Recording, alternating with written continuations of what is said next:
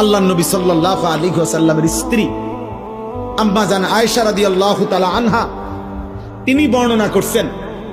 ইন্তেকালের পূর্ব মুহূর্তে নবীজি সাল্লাল্লাহু আলাইহি সাল্লামের যখন মৃত্যু যন্ত্রণা সাকরাতুল মউত শুরু হয়েছে, আম্মা জান আয়েশা তখন সামনে, আয়েশা রাদিয়াল্লাহু তাআলা আনহার বুকের মধ্যে নবীজির মাথা মুবারক। এই অবস্থায় নবীজি হযরত আয়েশা রাদিয়াল্লাহু তাআলা আনহা বলেন, নবী সাল্লাল্লাহু আলাইহি সাল্লামের কপাল মুবারক ঘামে ভিজে গেছে, আমি একটা বাটির মধ্যে করে পানি এনে দিলাম। আম্মা জান আয়েশা বলেন, বারবার নবীকে দেখছিলাম, আল্লাহ নবী সাল্লাল্লাহু আলাইহি সাল্লাম তার ডান হাত মুবারক ওই পানির মধ্যে ভিজাইতেছে আর কপাল মুছতেছে আর দোয়া করতেছে, আল্লাহুম্মা আইন্নি আলা সাকারাতুল মাউত, আয় আল্লাহ মৃত্যু যন্ত্রণার এই মুহূর্তে আপনি আমাকে সাহায্য করেন। আল্লাহুম্মা হাফফিন আলাইয়া সাকারাতিল মাউত, আল্লাহ